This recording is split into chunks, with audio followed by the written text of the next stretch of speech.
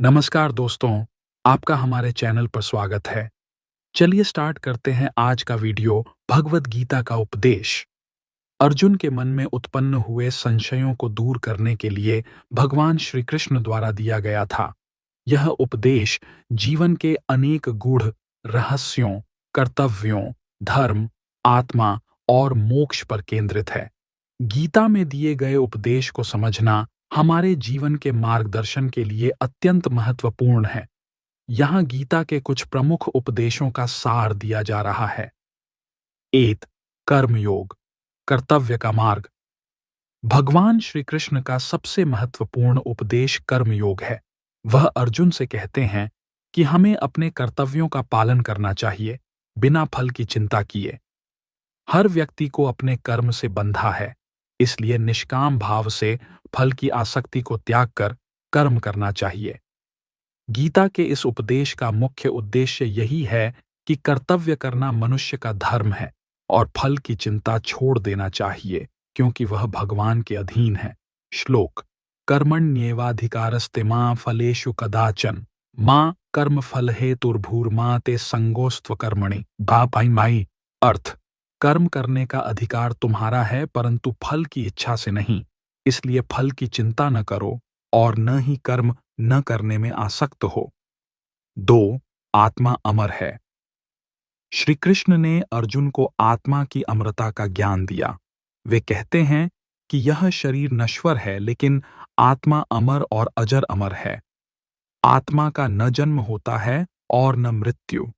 शरीर का नाश हो सकता है, लेकिन आत्मा अजर अमर और अविनाशी है।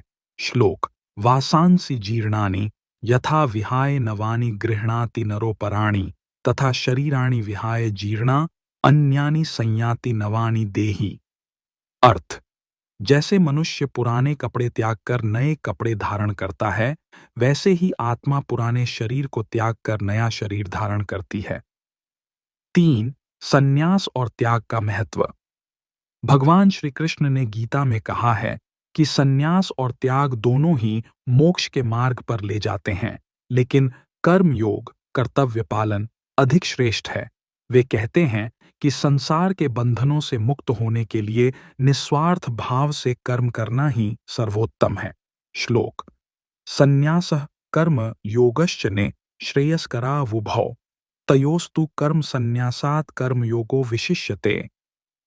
अर्थ: संन्यास और कर्म योग दोनों ही उत्तम हैं, परंतु कर्म योग संन्यास से भी श्रेष्ठ है। 4. योग का महत्व। गीता में श्री कृष्ण ने अर्जुन को योग के विभिन्न रूपों का उपदेश दिया, जिसमें ज्ञान योग, कर्म योग, भक्ति योग और ध्यान योग शामिल हैं। योग का उद्देश्य आत्मा और परमात्मा के मिलन की प्रक्रिया है। जो व्यक्ति योग में स्थिर हो जाता है, वह जीवन की कठिनाइयों से ऊपर उठ जाता है और ईश्वर के साथ जुड़ता है। श्लोक: योगस्थः कुरु कर्माणि संगम त्यक्त्वा धनंजय सिद्ध सिद्ध्योः समो भूत्वा समत्वम योग उच्यते।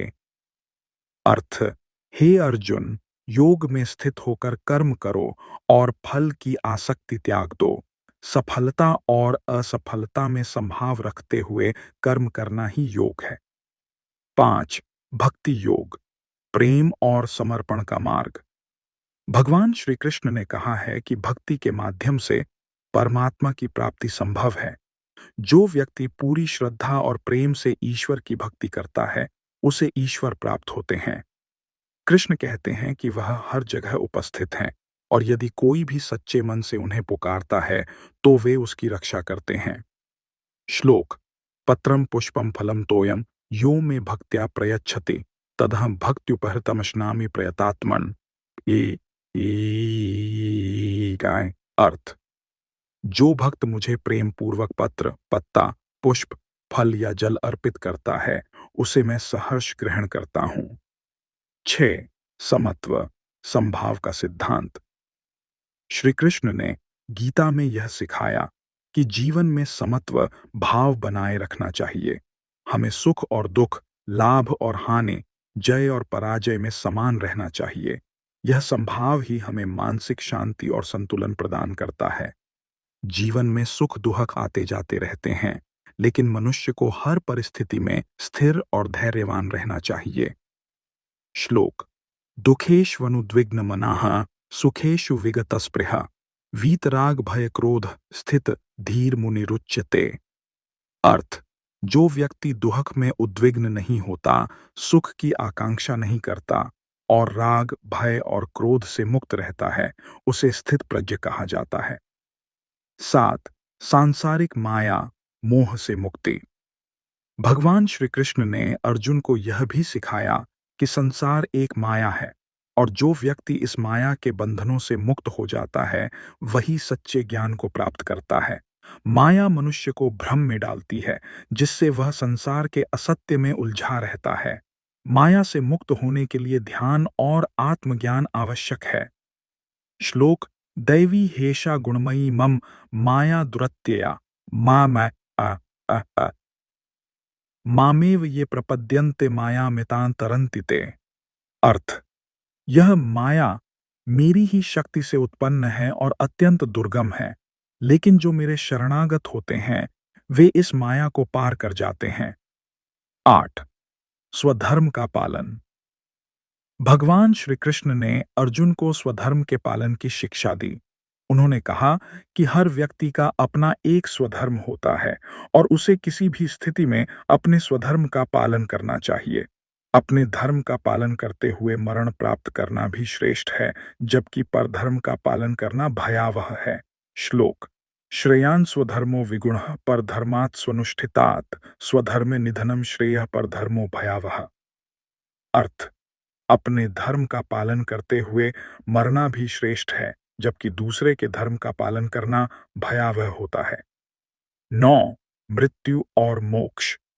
श्री कृष्ण ने अर्जुन को मृत्यु के सत्य का भी ज्ञान दिया। वे कहते हैं कि मृत्यु के बाद आत्मा एक नया शरीर धारण करती है और इस संसार में पुनर्जन्म का चक्र चलता रहता है। लेकिन जो व्यक्ति अपने जीवन में ईश्वर की भक्ति करता है, उसे मोक्ष की प्राप्ति होती है और वह इस जन्म मृत्यु के चक्र से मुक्त हो जाता है। दोस्तों, अगर आपको यह वीडियो अच्छा लगा, तो आप हमारे चैनल को सब्सक्राइब करें। धन्यवाद।